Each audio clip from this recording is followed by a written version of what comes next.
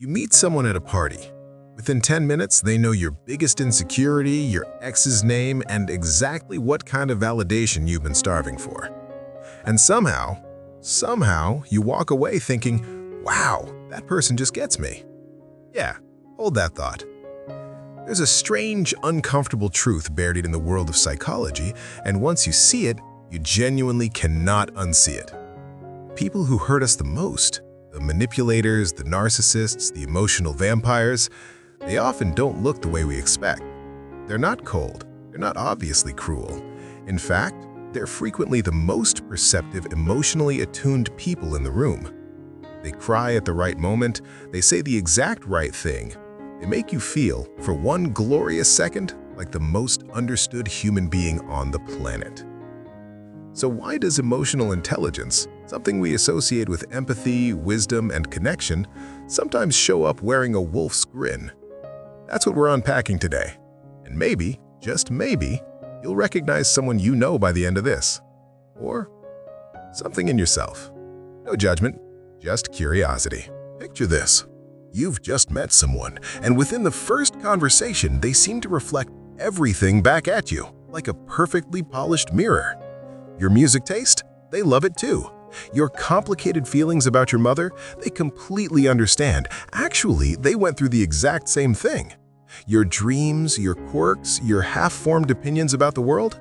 Validated. All of them.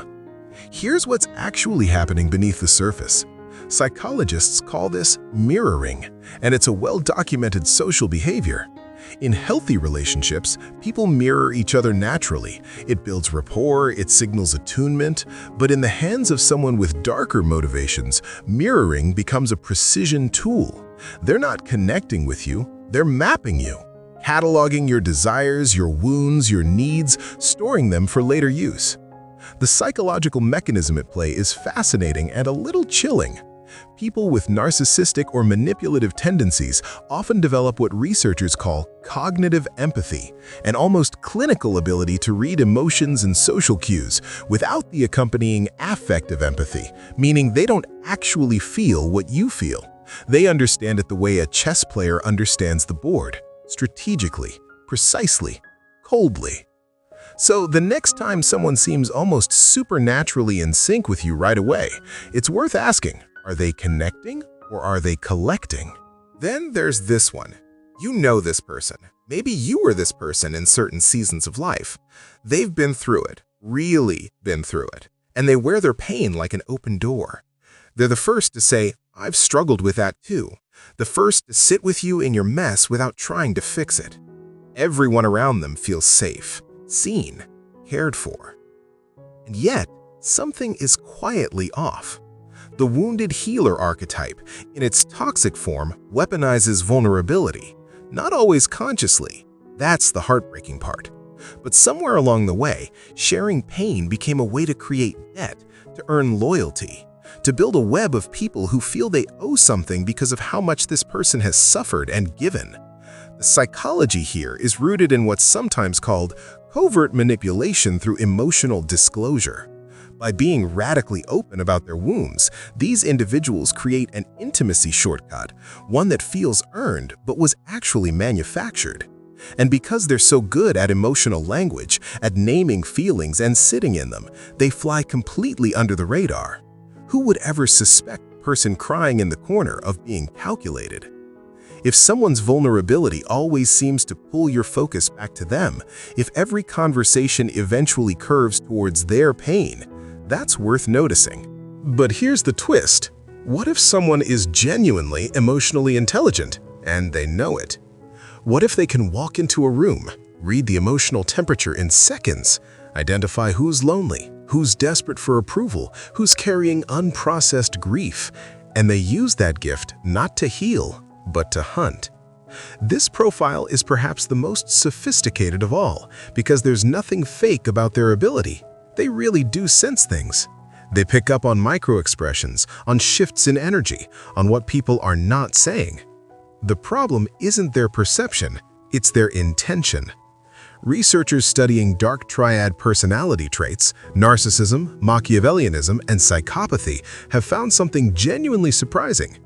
High scores on these traits often correlate with strong performance on certain emotional reading tasks. In other words, the capacity to understand human emotion doesn't automatically produce kindness. It can just as easily produce exploitation. Think of it this way: emotional intelligence is a tool. Like any tool, it depends entirely on who's holding it and why. A knife in a surgeon's hand saves lives.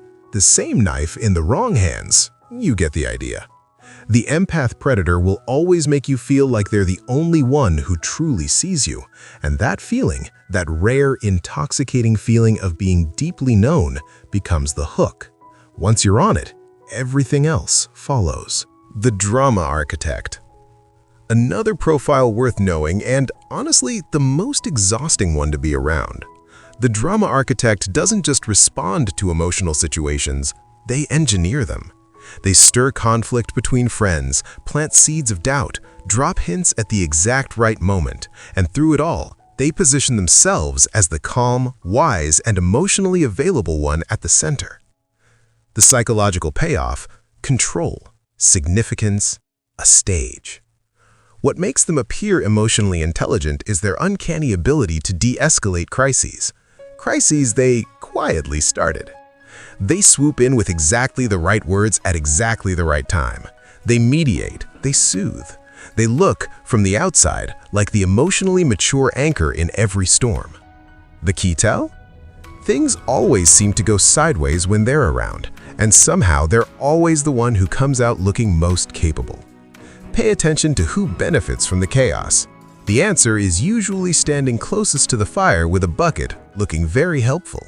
And finally, this one might hit a little close to home, so stay with me.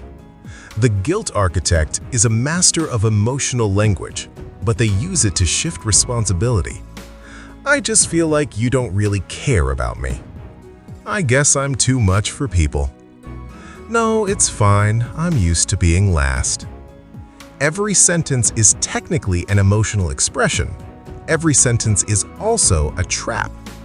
What makes this behavior so difficult to spot is that it genuinely sounds like vulnerability, like self-awareness. In fact, it's the inversion of self-awareness. It's using emotional vocabulary not to understand oneself, but to manage others, to keep people in a constant state of trying to prove their love, their loyalty, their adequacy. Real emotional intelligence includes the ability to self-regulate, to take accountability, to sit in discomfort without making it someone else's problem. The guilt architect has mastered the language of emotional intelligence, the vocabulary, the cadences, the sighs, without any of the actual inner work. Here's what all 5 of these profiles have in common. They understand people deeply, sometimes unnervingly well, and that understanding, in the absence of genuine compassion and accountability, becomes something else entirely. So what do you do with this? First, don't become paranoid. Not every emotionally perceptive person is dangerous. Most aren't. But it's worth asking, in your closest relationships, does this person's emotional intelligence make me feel better, or does it consistently make them look better? Does their understanding of your feelings lead to your growth or to your dependency?